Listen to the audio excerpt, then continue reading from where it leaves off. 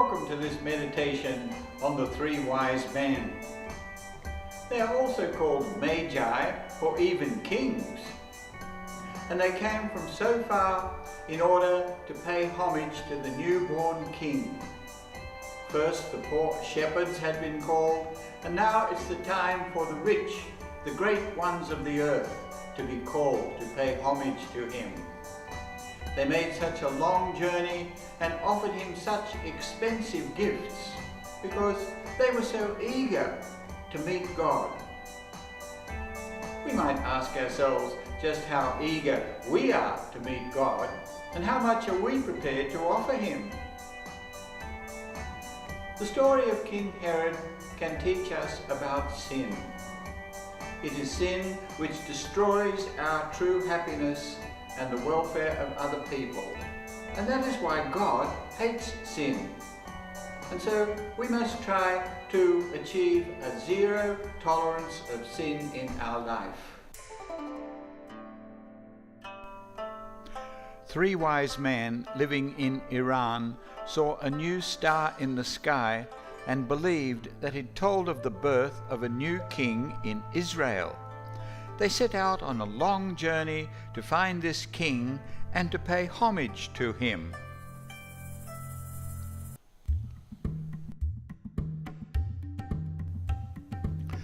They must have travelled thousands of kilometres for up to 2 years.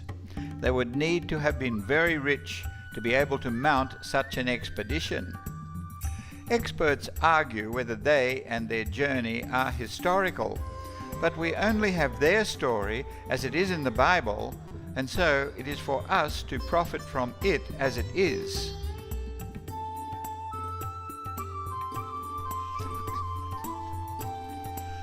They arrived in Jerusalem and asked about the new king, but found very little interest. If God were to be born in poverty among us today, I wonder how many people would take an interest. Of course, if he came as a great king in power, wealth, and splendor, the whole world would run after him.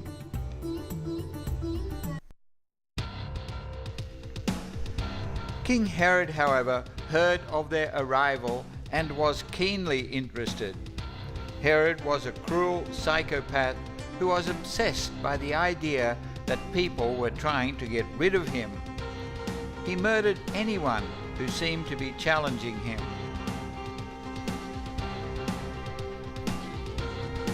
He called a meeting of the leaders of the Jewish people and pretended to be interested in the birth of the Messiah. They told him that the Messiah would surely be born in the town of Bethlehem, since that was the town of King David.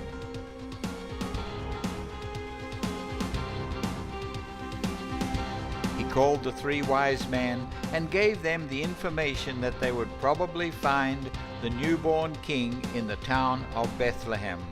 He sent them off, telling them to report back to him if they found the Messiah, because he too would like to pay homage.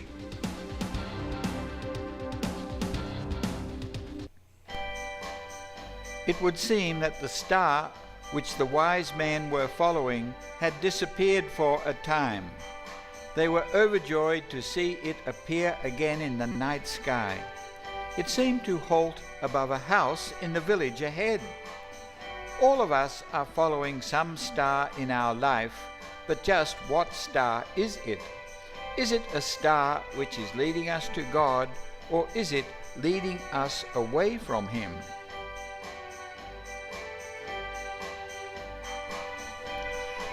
Peter Rubens has given us this picture of the Magi worshipping the child Jesus.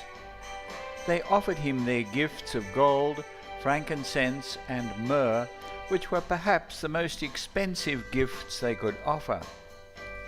The picture shows the great ones of the earth worshipping God in the form he has taken, that of a little child.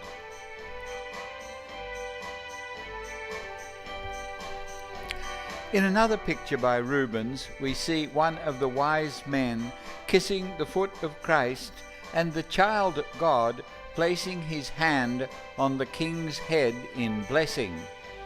Humility is the keynote of this picture. We need to be humble enough to accept God in whatever form he comes to us, often suffering. The Magi were warned in a dream that Herod wished to kill the child and that they should not go back to him but return to their own country by a different road.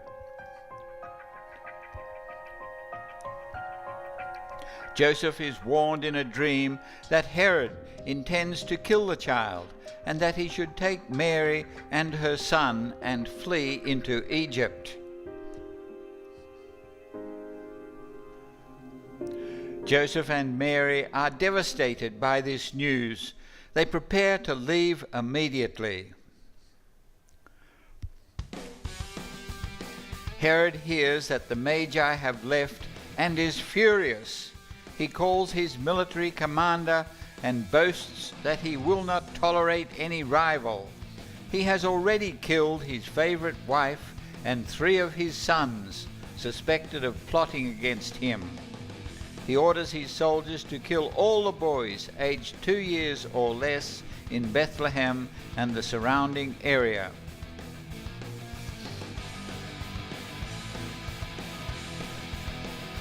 The soldiers depart from Herod's palace, sent on their dreadful mission of murder. What did they think as they rode out to murder all the babies they could find?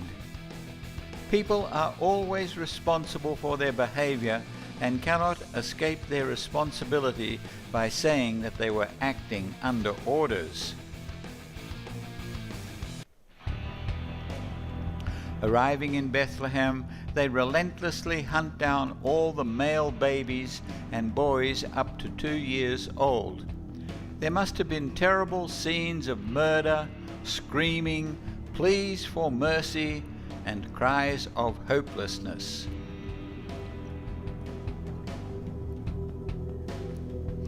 This is what sin is all about. This is what sin can lead to. We must try to understand that God hates sin because he loves us, and he knows that sin destroys our welfare and happiness. We must try to achieve a zero tolerance of sin in our life.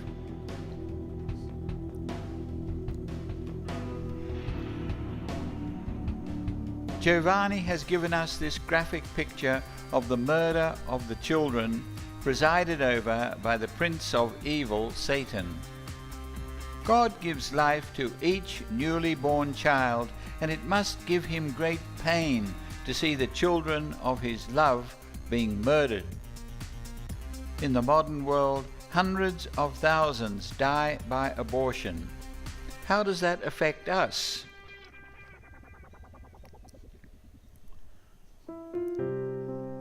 Mary and Joseph had left with the child before the soldiers arrived and were fleeing across the desert to Egypt. They must have traveled as fast as they could, fearing that the soldiers would come after them.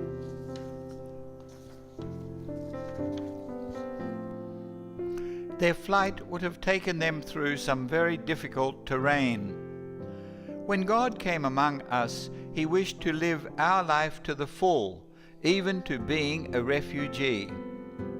There are so many refugees in the world today, people without a country or a secure way of life.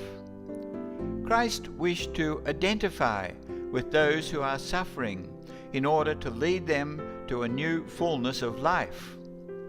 Is this our attitude towards refugees, or do we just wish to drive them away? There is always hope for us if we stay with God. He is so powerful that he can always bring good out of evil.